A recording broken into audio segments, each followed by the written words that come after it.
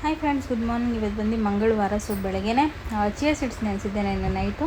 So ಅದನ್ನು ಬೆಳಗ್ಗೆ ಕುಟ್ಕೊಳ್ತಾ ಇದ್ದೀನಿ ಎದ್ದಿದ ತಕ್ಷಣ. ಸೊ ನಮ್ಮ ಮನೆಯವ್ರಿಗೆ ನಾಷ್ಟಕ್ಕೆ ಬಂದುಬಿಟ್ಟು ನೆನ್ನೆ ಪುಳಿಯೋಗರೆ ಮಾಡಿದ್ರಲ್ಲ, ಅದಕ್ಕೆ ಒಗ್ಗರಣೆ ಹಾಕಬೇಕು. ಸೊ ಬಾಕ್ಸಿಗೆ ಬಂದುಬಿಟ್ಟು ಅವ್ರಿಗೆ ಉಪ್ಸಾರು ಮಾಡಿದ್ದೀನಿ, ತರಕಾರಿ ಉಪ್ಸಾರು. ಸೊ ಉಪ್ಸಾರು ಮಾಡಿ ತುಂಬ ದಿನವೇ ಆಯಿತು ಅಂದ್ಕೊಳ್ಳಿ. ಸೊ ಅದಕ್ಕೆ ಉಪ್ಸಾರು ಮಾಡಿದ್ದೆ. ಆಮೇಲೆ ನೆನ್ನೆ ನೈಟು ಇದು ಹುಣಸೆ ಹಣ್ಣು ಗ್ರೇವಿ ಫ್ರೆಂಡ್ಸ್ ಮಾಡಿದ್ರಲ್ಲ, ಹುಣಸೆ ಹಣ್ಣು, ಬೆಲ್ಲ, ಅರಿಶಿನ, ಇಂಗು ಇದಿಷ್ಟು ಹಾಕ್ಬಿಟ್ಟು ಗ್ರೇವಿ ಮಾಡಿದ್ದು. ಸೊ ತುಂಬ ಚೆನ್ನಾಗಿರುತ್ತೆ. ಆಮೇಲೆ ಇಲ್ಲಿ ಒಗ್ಗರಣೆ ಕೊಡಬೇಕಿತ್ತು, ಅದಕ್ಕೂ ಒಗ್ಗರಣೆ ಎಲ್ಲ ಕೊಟ್ಕೊಂಡಿದ್ದೀನಿ. ಇದಕ್ಕಿಂತ ತೆಂಗಿನಕಾಯಿ ತುರಿ ಹಾಕಬೇಕು. ಸೊ ಅದನ್ನು ಹಾಕ್ಕೊಳ್ತೀನಿ. ಆಮೇಲೆ ನೆನ್ನೆ ಪೌಡರ್ ಮಾಡಿ ಇಟ್ಟಿದ್ವಲ್ಲ, ಸೊ ಅದು ಕೂಡ ರೆಡಿಯಾಗಿದೆ. ಸೊ ಎಲ್ಲ ಮಿಕ್ಸ್ ಮಾಡ್ಕೊಳ್ಳೋದು. ಅದ್ರ ಜೊತೆ ನಾನು ಕೂಡ ನನಗೆ ಗಂಜಿ ಮಾಡ್ಕೊಳ್ತಾ ಇದ್ದೆ. ಸೊ ಫೈನಲಿ ಆ ಒಗ್ಗರಣೆಗೆ ತೆಂಗಿನಕಾಯಿ ಅಂದರೆ ಕೊಬ್ಬರಿನ ಹಾಕ್ಕೊಂಡಿದ್ದೀನಿ. ಸೊ ತುಂಬ ಚೆನ್ನಾಗಿರುತ್ತೆ ಫ್ರೆಂಡ್ಸ್. ಒಳ್ಳೆ ದೇವಸ್ಥಾನದಲ್ಲಿ ಕೊಡ್ತಾರಲ್ಲ ಹಾಗೆ ಇರುತ್ತೆ. ಸೊ ಫೈನಲಿ ನಮ್ಮ ಮನೆಯವ್ರು ಕೂಡ ರೆಡಿಯಾಗಿ ಬರೋಷ್ಟರಲ್ಲಿ ಅವ್ರಿಗೂ ಕೂಡ ಒಗ್ಗರಣೆ ಎಲ್ಲ ಹಾಕಿ ಮಿಕ್ಸ್ ಮಾಡಿ ಕೊಟ್ಟೆ. ಸೊ ಫೈನಲಿ ನಮ್ಮ ಮನೆಯವ್ರು ಕೂಡ ಈಗ ನಾಷ್ಟ ಮಾಡಿಕೊಂಡು ಸೊ ಕೆಲಸಕ್ಕೆ ಹೊರಡ್ತಾರೆ. ಸೊ ಯಾರ ಮನೇಲಿ ಪುಳಿಯೋಗರೆ ತಿನ್ನಲ್ವೋ ಕೆಲವೊಬ್ಬರು, ಸೊ ಅವ್ರಿಗೆ ಈ ಥರ ಪುಳಿಯೋಗರೆ ಮಾಡಿಕೊಡಿ, ತುಂಬ ಇಷ್ಟಪಟ್ಟು ತಿಂತಾರೆ. ಸೊ ತುಂಬ ಚೆನ್ನಾಗಿರುತ್ತೆ ಟೇಸ್ಟ್ ಅಂತೂ. ಸೊ ಫೈನಲಿ ಈಗ ನಮ್ಮ ಮನೆಯವರು ಕೆಲಸಕ್ಕೆ ಹೊರಡ್ತಾ ಇದ್ದಾರೆ. ಸೊ ಹೆಲ್ಮೆಟ್ ಮಾಡ್ತಿದ್ರು, ಮತ್ತೆ ಅಷ್ಟರು ಹೋಗ್ಬಿಟ್ಟು ನಿಲ್ಲಿಸಿ ಹೆಲ್ಮೆಟ್ ಕೇಳ್ತಾಯಿದ್ರು. ಸೊ ಬನ್ನಿ ಹೆಲ್ಮೆಟ್ ಕೊಟ್ಟು ಅವರು ಕೆಲಸಕ್ಕೆ ಹೋದ್ಮೇಲೆ ಒಂದು ಸ್ವಲ್ಪ ಕೆಲಸ ಇದೆ ಫ್ರೆಂಡ್ಸ್ ಮನೆ. ಸೊ ಕ್ಲೀನ್ ಮಾಡ್ಕೊಳ್ಬೇಕು. ಸೊ ಅದು ಕ್ಲೀನ್ ಮಾಡಿಕೊಂಡು ಸ್ವಲ್ಪ ಎಡಿಟಿಂಗ್ ಎಲ್ಲ ಇದೆ, ಇನ್ಸ್ಟಾಗ್ರಾಮ್ದೆಲ್ಲ ಒಂದು ಸ್ವಲ್ಪ ಕೆಲಸ ಇದೆ, ಅದನ್ನು ಮುಗಿಸ್ಕೊಂಡೆ. ಸೊ ಆಮೇಲೆ ಮಧ್ಯಾಹ್ನ ಆಗಿತ್ತು. ಸೊ ಮಧ್ಯಾಹ್ನ ಮಾವಿನಕಾಯಿ ಇತ್ತು ಫ್ರೆಂಡ್ಸ್, ಹಣ್ಣು ಹೋಗಿತ್ತು, ಅದಕ್ಕೆ ಎಲ್ಲ ಕಟ್ ಮಾಡಿಕೊಂಡೆ. ಸೊ ಇದು ಸ್ವೀಟಾಗಿದೆ ಫ್ರೆಂಡ್ಸ್, ಸಿಂಧೂರ ಸ್ವೀಟ್ ಇತ್ತು. ಸೊ ಅದನ್ನು ಕೂಡ ತಿಂದ್ಕೊಂಡು ಈಗ ರೆಡಿಯಾಗಿ ಈಗ ಹೊರಗಡೆ ಹೋಗ್ತಾಯಿದ್ದೀನಿ. ಸೊ ಫ್ರೆಂಡ್ಸ್, ಈಗ ಟೈಮ್ ಬಂದು 3 ಗಂಟೆ ಆಗಿದೆ. ಈಗ ಹೊರಗಡೆ ಹೋಗ್ತಾಯಿದ್ದೀನಿ. ಸೊ ಎಲ್ಲಿಗೆ ಅಂದರೆ, ಸೊ ಪ್ಲಗ್ಗು ನೆನ್ನೆ ವಾಷಿಂಗ್ ಮಿಷಿನ್ದು ಅದು ಸುಟ್ಟೋಯ್ತು ಫ್ರೆಂಡ್ಸ್, ಯಾಕೆ ಅಂತ ಗೊತ್ತಿಲ್ಲ. ಸೊ ಅದನ್ನು ತೊಗೊಂಬರ್ಬೇಕು, ಬನ್ನಿ ಹೋಗಿ ತೊಗೊಂಡು ಬರೋಣ. ಫ್ರೆಂಡ್ಸ್, ಇಲ್ಲಿ ಫೈನಲಿ ತೊಗೊಂಡಿದ್ದಾಯಿತು. ಸೊ ಇದು ಬಂದು ವಾಷಿಂಗ್ ಮಿಷಿನ್ದು ಫ್ರೆಂಡ್ಸ್. ನಿನ್ನೆ ಸೆಲ್ಫ್ ಕ್ಲೀನ್ ಕೊಟ್ಟಿದ್ದೀನಿ washing machine hockey, automatic of ಆಗ್ತಾಯಿತ್ತು. ಸೊ ಏನಕ್ಕೆ ಅಂತ ಗೊತ್ತಿರಲಿಲ್ಲ, 3 ಸತಿ ಆನ್ ಮಾಡಿದೆ, ಸರಿ ಅಂದ್ಕೊಂಡು ಮತ್ತೆ ಆಟೋಮೆಟಿಕ್ ಆಫ್ ಆಗ್ತಿತ್ತು. ನಮ್ಮ ಮನೆಯವ್ರಿಗೆ ಲಾಸ್ಟಲ್ಲಿ ಇನ್ಫಾರ್ಮ್ ಮಾಡಿದೆ ನಾನು. ಸೊ ಅವರು ಲೂಸ್ ಕಲೆಕ್ಷನ್ ಏನಾದರೂ ಆಗಿರ್ಬೋದು, ನೋಡ್ತೀನಿ ಬಂದು ಅಂತಂದರು. ಸರಿ ಅಂದ್ಕೊಂಡು ನಾನು ಸುಮ್ಮನಾಗಿದ್ದೆ. ನಮ್ಮ ಮನೆಯವ್ರು ಬಂದು ಒಂದು ಸತಿ ಆನ್ ಮಾಡಿದ್ರು, ಆನ್ ಆಗಿತ್ತು, ಮತ್ತೆ 2 ನಿಮಿಷಕ್ಕೆಲ್ಲ ಆಫ್ ಆಗೋಯ್ತು ವಾಷಿಂಗ್ ಮಿಷಿನು. ಅವ್ರು ಏನು ಅಂತ ಚೆಕ್ ಮಾಡೋದಕ್ಕೆ ಹೋಗಿದ್ರೆ ಇದರಿಂದ ಫುಲ್ಲು ಬೆಂಕಿ ಬಂದು ಅದು ಸುಟ್ಟೋಯ್ತು ಫ್ರೆಂಡ್ಸ್. ಇದು ಪ್ಲಗ್ಗೆ ಸುಟ್ಟೋಗಿತ್ತು, ಇದು ಮತ್ತು ಪ್ಲಗ್ಗು. ಸೊ ಅದಕ್ಕೆ ಈಗ ಹೊಸದು ತಂದಿದ್ದೀನಿ, ನೋಡಬೇಕು ಏನಾಗುತ್ತೆ ಅಂತ. ಮತ್ತು ಇದು ಫ್ರೆಂಡ್ಸ್ ಇಲ್ಲಿ ಇದೆಯಲ್ಲ, ಇದನ್ನು ಕೂಡ ಯೂಸ್ ಮಾಡ್ತೀವಿ ನಾವು. ಇದು ಕೂಡ ಫುಲ್ಲು ಬರ್ನ ಹೋಗಿತ್ತು. ಸೊ ಏನಕ್ಕೆ ಬರ್ನ ಆಯಿತು ಅಂತ ಗೊತ್ತಿಲ್ಲ. ಸೊ ಬನ್ನಿ ಹೊಸದು ಫಿಟ್ ಮಾಡೋಣ ಹೋಗಿ. ಇದೆರಡಕ್ಕೆ 115 ರೂಪಾಯಿ ಇದೆ ಫ್ರೆಂಡ್ಸ್, ಏನೋ ಕಾಸ್ಟ್ಲಿ ದುನಿಯಾ ಹೋಗಿದೆ. ಬಂತು ಮನೆ. ಮಳೆ ಬರೋಂಗಿದೆ ಫ್ರೆಂಡ್ಸ್, ಇವತ್ತು ಮಳೆ ಬರೋಂಗಿದೆ. ವಾಷಿಂಗ್ ಮಿಷಿನ್ ಸೆಲ್ಫ್ ಕ್ಲೀನ್ ಹೋಗಿದ್ರೆ ಇಷ್ಟೊತ್ತಿಗೆ ಬಟ್ಟೆ ಎಲ್ಲ ಒಗ್ದಾಕೋಗ್ಬಿಡ್ತಿದೆ ಫ್ರೆಂಡ್ಸ್. ಬಟ್ಟೆ ಬಿದ್ದಿದೆ, ಏನು ಮಾಡೋದು ಗೊತ್ತಾಗ್ತಿಲ್ಲ. ಸೊ ಫ್ರೆಂಡ್ಸ್, ಇಲ್ಲಿ ಹಲಸಿನ ಹಣ್ಣು. ಸೊ ಇನ್ನೂ ಯಾವುದೂ ಹಣ್ಣಾಗಿಲ್ಲ ಫ್ರೆಂಡ್ಸ್, ನೋಡಿ.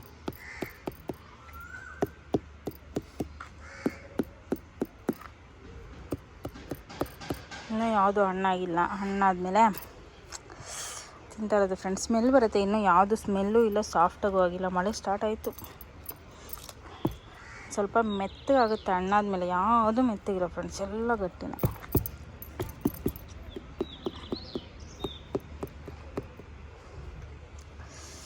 ಸೊ ಫ್ರೆಂಡ್ಸ್, ಹಿಂಗೂ ಕರೆಕ್ಟ್ ಟೈಮ್ಗೆ ಹೊರಗಡೆ ಹೋಗಿ ಬಂದಿದ್ದೀನಿ. ನಾನು ಮನೆಗೆ ಬಂದು ಕರೆಕ್ಟಾಗಿ 10 ನಿಮಿಷಕ್ಕೆ ಮಳೆ ಸ್ಟಾರ್ಟು. ಎಷ್ಟು ಜೋರಾಗಿ ಬರ್ತಾಯಿದೆ ಅಂದರೆ ಮಳೆ ಸಿಕ್ಕಾಪಟ್ಟೆ ಜೋರಾಗಿ ಬರ್ತಾಯಿದೆ. ಸೊ ನಮ್ಮ ಮನೆಯವ್ರು ಹೆಂಗೆ ಬರ್ತಾರೋ ಗೊತ್ತಿಲ್ಲ. ಸೊ ಮನೇಲಿ ರೈನ್ ಕೋಟು, ಅಂಬ್ರೆಲ್ಲ ಎಲ್ಲ ಇದೆ ಫ್ರೆಂಡ್ಸ್, ಆದರೆ ನಮ್ಮ ಮನೆಯವ್ರು ಎತ್ಕೊಂಡು ಹೋಗೋದಿಲ್ಲ. ಸಿಕ್ಕಾಪಟ್ಟೆ ಜೋರಾಗೋಯ್ತು ಮಳೆ ಅಂತೂ. ಸೊ ಏನು ಮಾಡೋದು ಗೊತ್ತಾಗ್ತಾ ಇಲ್ಲ. ನೋಡೋಣ ಅಡುಗೆ ಏನು ಮಾಡೋದು ಗೊತ್ತಾಗ್ತಿಲ್ಲ. ಚಿಕನ್ ಇದೆ ಫ್ರೆಂಡ್ಸ್, ಚಿಕನ್ ಗ್ರೇವಿ ಇದೆ, ನುಗ್ಗೆಕಾಯಿ ಸಾರಿದೆ, ಅದನ್ನೇ ತಿನ್ಕೊಳ್ತೀನಿ ಅಂತಂದರು. ಸೊ ಮತ್ತು ಚಿಕನ್ ಗ್ರೇವಿ ಇತ್ತಲ್ವ ಫ್ರೆಂಡ್ಸ್, ನೆನೆ ಮಾಡಿದ್ದಷ್ಟೇ. ಅದು ಎಗ್ ಬಿರಿಯಾನಿ ಎಲ್ಲ ತಿನ್ಕೊಂಡ್ವಲ್ಲ, ಸೊ ಚಿಕನ್ ತಿಂದೇ ಇರಲಿಲ್ಲ. ಸೊ ಅದಕ್ಕೆ ನಾನು ಒಂದು ಸ್ವಲ್ಪ ಚಿಕನ್ ತಿನ್ಕೊಂಡೆ, ಅವರು ಮತ್ತು ನೈಟ್ಗೆ ತಿನ್ಕೊಳ್ತಾರೆ. ಸೊ ಮನಿ ಪ್ಲ್ಯಾಂಟ್ ಅಂದಿದ್ನಲ್ಲ, ಅದು ತುಂಬ ಉದ್ದ ಬೆಳೆದಿತ್ತು. ಸೊ ಅದು ಸಡನ್ನಾಗಿ ಬಿದ್ದು ಕೆಳಗಡೆ ಆಫೆಲ್ಲ ಕಟ್ಟಾಗಿ ಒಣಗೋದಂಗೆ ಆಗೋಗಿತ್ತು. ಸೊ ನಾನು ಮತ್ತೆ ಒಂದು ಸ್ವಲ್ಪ ದಿನ ಬಿಟ್ಬಿಟ್ಟಿದ್ದೆ, ಅದು ಇನ್ನು ಹಾಳಾಯಿತು, ಇನ್ನು ಆಗೋಲ್ಲ ಅಂದ್ಕೊಂಡು. ಸೊ ಫೈನಲಿ ಅದು ಮಣ್ಣಾಕಿ ಇಟ್ಟಿದ್ದೀನಿ. ಹಾಗೆ ಇದು ಚೆನ್ನಾಗಿ ಬರ್ತಾಯಿದೆ ಫ್ರೆಂಡ್ಸ್. ಇದು ಲಕ್ಕಿ ಪ್ಲ್ಯಾಂಟ್ ಅಂತಾರೆ. ಸೊ ಮನಿ ಪ್ಲ್ಯಾಂಟು ಇವತ್ತು ಮಣ್ಣೆಲ್ಲ ಹಾಕಿ ಈ ಥರ ಇಟ್ಟಿದ್ದೀನಿ, ನೋಡೋಣ ಬರುತ್ತೋ ಇಲ್ವೋ. ಸೊ ಫ್ರೆಂಡ್ಸ್, ಹಾಗೆ ಕಡಲೆಬೀಜ ನೆನೆಸಿದ್ದೆ. ಸೊ ಅದನ್ನು ಕೂಡ ಬೇಯಿಸ್ಕೊಂಡು ಉಪ್ಪು ಖಾರ ಹಾಕ್ಕೊಂಡು ತಿಂದ್ಕೊಳ್ತಾಯಿದ್ದೀನಿ. ಸೊ ಮಂಗಳವಾರದ ಬ್ಲಾಗ್ ಇಷ್ಟ ಆಗಿರುತ್ತೆ friends. Hi friends, good morning. ಇವತ್ತು ಬಂದು ಬುಧವಾರ. ಇದು ನೆನೆದೇ ಬ್ಲಾಗ್ ಕಂಟಿನ್ಯೂ ಆಗಿರುತ್ತೆ. ಬೆಳಗ್ಗೆ ಎದ್ದಿದ ತಕ್ಷಣ ಈಗ ನಾಷ್ಟಕ್ಕೆ ರೆಡಿ ಮಾಡಿ ಈಗ ಅಂಗಡಿ ಹೋಗ್ತಾಯಿದ್ದೀನಿ. ನಮ್ಮ ಮನೆಯವ್ರಿಗೆ ಟೀ ಬೇಕಂತೆ. ಬನ್ನಿ ಹಾಲು ತೊಗೊಂಡೋಗಿ ಟೀ ಮಾಡ್ಕೊಳ್ಳೋಣ ಅವ್ರಿಗೆ.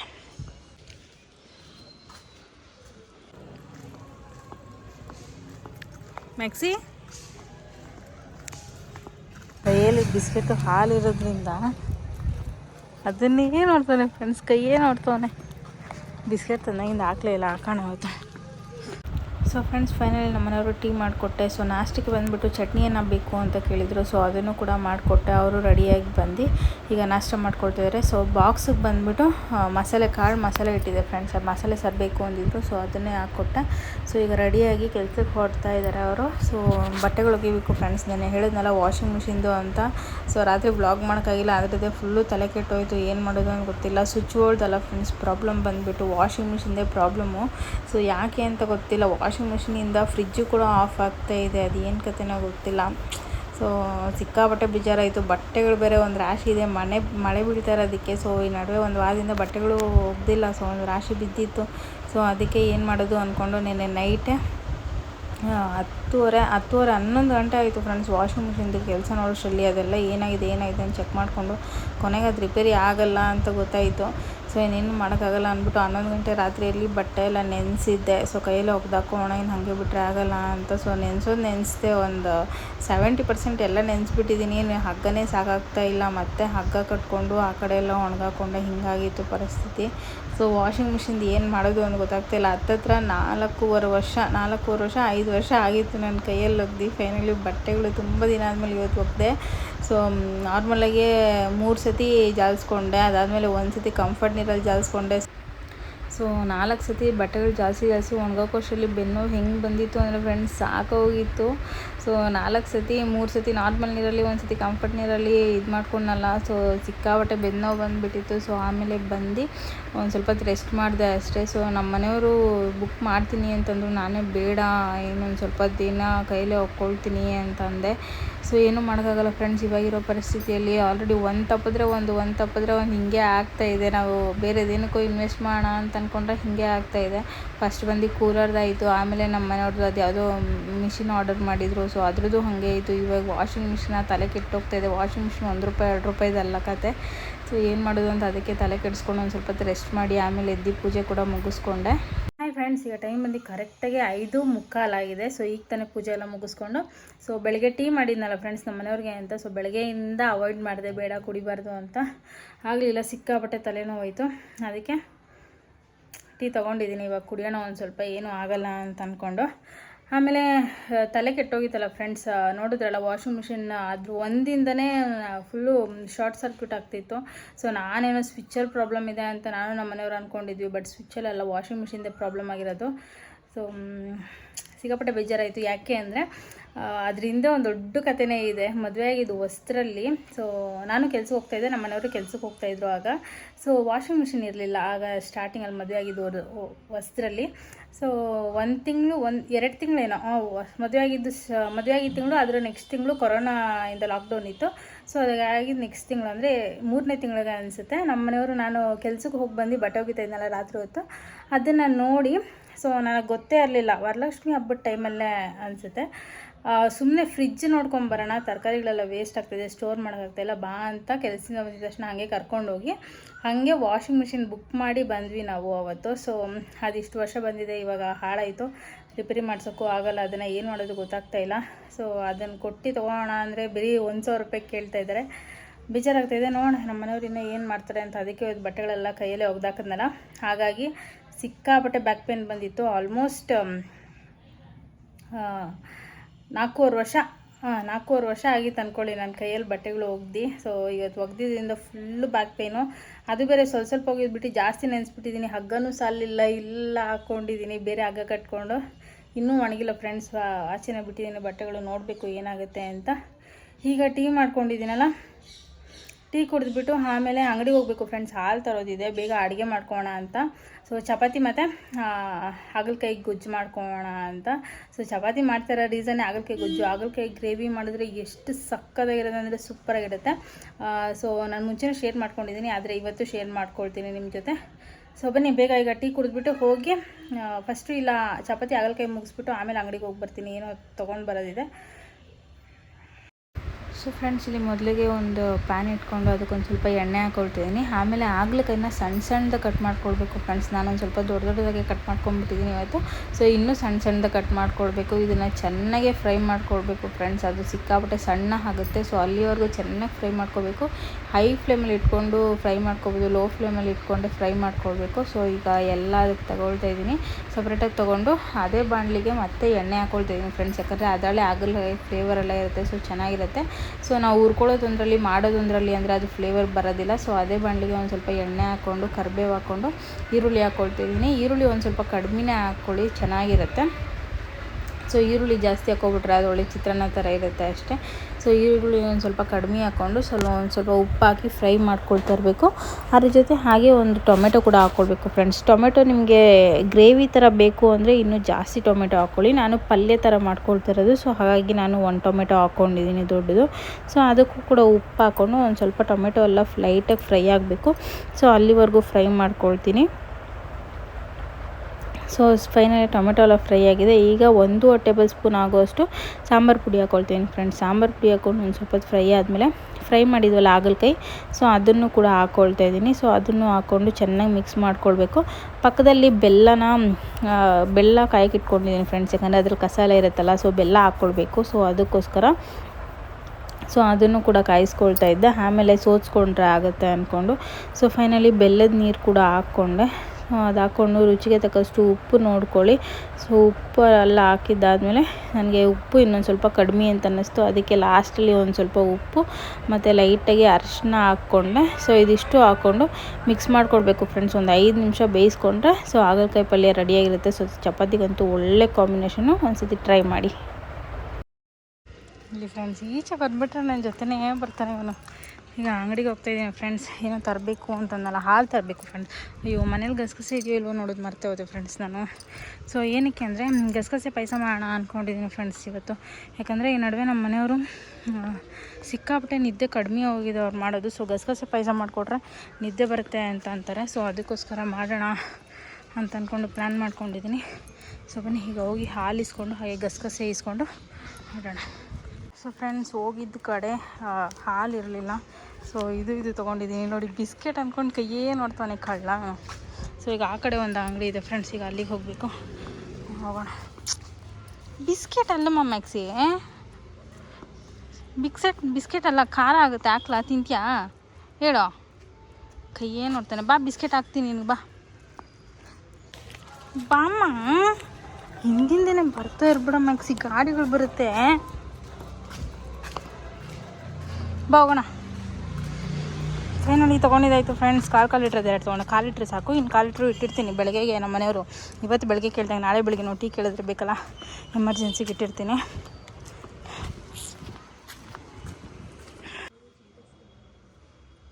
ಮನೆ ಒಳಗಡೆನೆ ಬಂದಿದ್ಯಾ ನೀನು ಮನೆ ಹತ್ರ?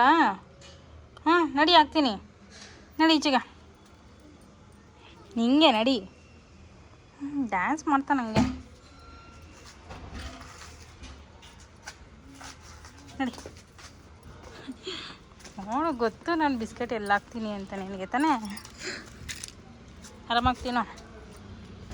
ಸೊ ಫ್ರೆಂಡ್ಸ್, ಈಗ ಒಂದು ಕಡಾಯಿ ಇಟ್ಕೊಂಡು ಸೊ ಅದಕ್ಕೆ ಅಕ್ಕಿ ಹಾಗೆ ಬಾದಾಮಿ ಹಾಗೆ ಅದ್ರ ಜೊತೆ ಗೋಡಂಬಿ ಹಾಕ್ಕೊಳ್ತಾ ಇದ್ದೀನಿ. ಸೊ ಇದು ಗಸಗಸೆ ಪಾಯಸ ಮಾಡೋದಕ್ಕೆ. ಸೊ ತುಂಬ ಚೆನ್ನಾಗಿರುತ್ತೆ ಈ ಥರ ಮಾಡಿಕೊಂಡ್ರೆ. ಸೊ ಇದಿಷ್ಟನ್ನು ಲೈಟಾಗಿ ಫ್ರೈ ಮಾಡ್ಕೊಳ್ತಿದ್ದೀನಿ. ಆಮೇಲೆ ಏಲಕ್ಕಿ 1-2 ಹಾಕ್ಕೊಳ್ತೀನಿ ಫ್ರೆಂಡ್ಸ್. ತುಂಬ ಚೆನ್ನಾಗಿರುತ್ತೆ, ಟ್ರೈ ಮಾಡಿ. ಸೊ ಏಲಕ್ಕಿ ಹಾಕ್ಕೊಂಡು ಆಮೇಲೆ ಗಸಗಸೆ ಹಾಕ್ಕೊಳ್ತಾ ಇದ್ದೀನಿ. ಸೊ ಗಸಗಸೆನೇ ಮೇಯ್ನ್ ಇದಕ್ಕೆ ಇಂಪಾರ್ಟೆಂಟು. ಸೊ ಒಂದು ಸ್ವಲ್ಪ ಜಾಸ್ತಿನೇ ಗಸಗಸೆ ಹಾಕ್ಕೊಂಡೆ. ಸೊ ಅದನ್ನೆಲ್ಲ ಲೈಟಾಗಿ ಫ್ರೈ ಮಾಡ್ಕೋಬೇಕು ಫ್ರೆಂಡ್ಸ್. ಅಕ್ಕಿ ಕಲರೆಲ್ಲ ಚೇಂಜ್ ಆಗುತ್ತೆ. ಸೊ ನೋಡ್ಕೊಳ್ಳಿ, ಹೈ ಫ್ಲೇಮಲ್ಲಿ ಇಟ್ಕೊಂಡು ಫ್ರೈ ಮಾಡ್ಕೊಳ್ಬೇಡಿ. ಆಮೇಲೆ ಇದನ್ನಿಷ್ಟನ್ನು ಫ್ರೈ ಮಾಡಿದ್ನಲ್ಲ, ಸೊ ಇದು ತಣ್ಣಗಾದ್ಮೇಲೆ ಇದನ್ನು ಮಿಕ್ಸಿಗೆ ಹಾಕ್ಕೊಂಡು ನುಣ್ಣಗೆ ರುಬ್ಕೊಳ್ತೀನಿ. ಹಾಗೆ ಇಲ್ಲಿ ತೆಂಗಿನಕಾಯಿ ಹಾಲು ಕೂಡ ರೆಡಿ ಮಾಡ್ಕೊಂಡಿದ್ದೀನಿ ಫ್ರೆಂಡ್ಸ್. ನಾನು ತೆಂಗಿನಕಾಯಿ ಹಾಗೆ ಹಾಕ್ತಾಯಿಲ್ಲ, ಯಾಕಂದರೆ ತರಿಯಾಗಿದ್ದರೆ ತಿನ್ನೋಕ್ಕೆ ಆಗಲ್ಲ ಅಂದ್ಬಿಟ್ಟು ತೆಂಗಿನಕಾಯಿ ಹಾಲು ಮಾಡ್ಕೊಂಡಿದ್ದೀನಿ. ಸೊ ಇಲ್ಲಿ ಬೆಲ್ಲನ ಒಂದು ಸ್ವಲ್ಪ ನೀರು ಹಾಕಿ ಕುದಿಯೋಕೆ ಇಟ್ಕೊಂಡು ಅದು ಪಾಕ ಆದಮೇಲೆ ಈಗ ಒಂದು ಕಡಾಯಿಗೆ ಹಾಕ್ಕೊಳ್ತಾ ಇದ್ದೀನಿ. ಫ್ರೈ ಮಾಡಿದ್ನಲ್ಲ ಅದೇ ಕಡಾಯಿಗೆ ಈ ಥರ ಬೆಲ್ಲದ ಪಾಕ ಎಲ್ಲ ಹಾಕ್ಕೊಂಡೆ. ಸೊ ತುಂಬ ಚೆನ್ನಾಗಿರುತ್ತೆ.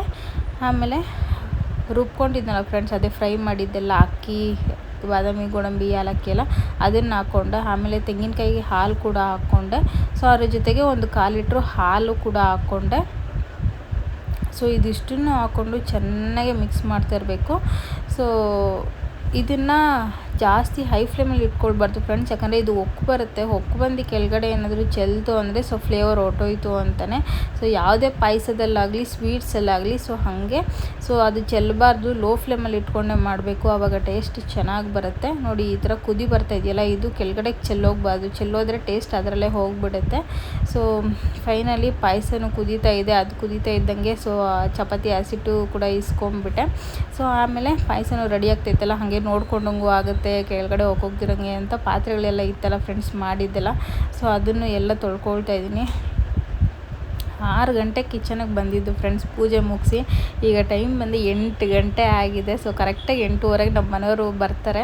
ಸೊ ನಾನು ಬೇಗನೆ ಮುಗಿಸ್ಬೇಡ ಅಂತ ಅಂದ್ಕೊಳ್ತೀನಿ. ಮುಂಚೆ ನಾನು ಅಡುಗೆ ಮಾಡಬೇಕಂದ್ರೆ ಒಂದು ಅರ್ಧ ಅವರ್ 3/4 ಅವರ್ ಸಾಕು ಫ್ರೆಂಡ್ಸ್ ನನಗೆ ಅಡುಗೆ ನಾಷ್ಟ ಎಲ್ಲ ಮಾಡೋದಕ್ಕೆ. ಈಗ ಕಿಚನಿಗೆ ಬಂದರೆ 2 ಅವರ್ 1.5 ಅವರ್ ಆಗ್ತಾಯಿದೆ. ಏನಕ್ಕೆ ಅಷ್ಟು ಲೇಟ್ ಆಗ್ತಾಯಿದೆ ಅನ್ನೋದೇ ಗೊತ್ತಾಗ್ತಾಯಿಲ್ಲ. ಸೊ 8 ಗಂಟೆ ಆಗೋಯಿತು. ಸೊ ಫೈನಲಿ ಪಾತ್ರೆಗಳು ಕೂಡ ಎಲ್ಲ ತೊಳ್ಕೊಳ್ಳೋಣ ಅಂತ ತೊಳ್ಕೊಳ್ತಾ ಇದ್ದೀನಿ. ಸೊ ಪಾಯಸ ಎಷ್ಟು ಘಮ ಘಮ ಅಂತ ಇದೆ ಅಂದರೆ ಫ್ರೆಂಡ್ಸ್, ಅದು ಅಕ್ಕಿ ಎಲ್ಲ ಫ್ರೈ ಮಾಡ್ಕೊಳ್ತೀವಲ್ಲ, ಅದು ರುಬ್ಬಿದ ತಕ್ಷಣ ಒಂಥರ ಫ್ಲೇವರ್ ಚೆನ್ನಾಗಿ ಬರುತ್ತೆ. ಸೊ ಸಿಕ್ಕಾಪಟ್ಟೆ ಇಷ್ಟ ಆಗೋಯಿತು. ಸೊ ಫೈನಲಿ ಪಾತ್ರೆಗಳೆಲ್ಲ ತೊಳ್ಕೊಳ್ತಾ ಇದ್ದೀನಿ. ಚಪಾತಿ ಒಂದು ತಿಳ್ಕೊಬೇಕು ಫ್ರೆಂಡ್ಸ್, ಅದನ್ನು ತಿಳ್ಕೊಂಡ್ರೆ ನಮ್ಮ ಮನೆಯವ್ರು ಬರೋಷ್ಟರಲ್ಲಿ ಅವ್ರಿಗೆ ಬಿಸಿ ಬಿಸಿಯಾಗಿ ಚಪಾತಿ ಮಾಡ್ಕೊಡ್ಬೋದು. ಸೊ ನೋಡೋಣ, ಹಾಗಲಕಾಯಿ ಫ್ರೈ ಅಂತೂ ಟೇಸ್ಟ್ ಚೆನ್ನಾಗಿರುತ್ತೆ. ಒಂದು ಸ್ವಲ್ಪ ಕೂಡ ಕಹಿ ಇರಲ್ಲ ಫ್ರೆಂಡ್ಸ್, ನೀವು ಕೂಡ ಒಂದು ಸತಿ ಟ್ರೈ ಮಾಡಿ. ಸೊ ತುಂಬ ಅಂದರೆ ತುಂಬ ಚೆನ್ನಾಗಿರುತ್ತೆ. ಹಾಗಲಕಾಯಿ ತುಂಬ ಒಳ್ಳೆಯದು ಫ್ರೆಂಡ್ಸ್, ತಿಂಗಳಿಗೆ ಒಂದು ಸತಿ ಆದರೂ ತಿನ್ನಬೇಕು. ಸೊ ಫೈನಲಿ ಪಾತ್ರೆಗಳು ಎಲ್ಲ ತೊಳ್ಕೊತಾ ಇದ್ದಂಗೆ ನಾನು ಹೇಳಿದ್ನಲ್ಲ ಕರೆಕ್ಟಾಗಿ 8:15ಗೆ ನಮ್ಮ ಮನೆಯವ್ರು ಬರ್ತಾರೆ. ಅವ್ರು ಬರೋಷ್ಟರಲ್ಲಿ ಎಲ್ಲ ಕೆಲಸ ಮುಗಿಸ್ಕೊಳ್ಳೋಣ ಅಂದರೆ ಆಗಲಿಲ್ಲ ಅಂತ ನಮ್ಮ ಮನೆಯವ್ರು ಬಂದರು ಫೈನಲಿ. ಸೊ ಹೋಗಿ ಅವ್ರಿಗೆ ಗೇಟ್ ತೆಗೆದ್ಬಿಟ್ಟು ಬಂದೆ. ನಾನು ಹೋಗಿ ಗೇಟ್ ತೆಗಿಯೋವರೆಗೂ ಅವ್ರು ಬರೋಲ್ಲ ಫ್ರೆಂಡ್ಸ್, ಅಲ್ಲೇ ಗಾಡಿ ಮೇಲೆ ಕೂತ್ಕೊಂಡು ಹಾರನ್ ಮಾಡ್ತಾನೇ ಇರ್ತಾರೆ. ಸೊ ಬೆಳಗ್ಗೆ ಹೋಗಬೇಕಾದ್ರೂ ಅಷ್ಟೇ, ನಾನು ಹೋಗಿ ಗೇಟ್ ತೆಗೆದ್ರೇ ಹೊರಗಡೆ ಹೋಗೋದು ಅವರು.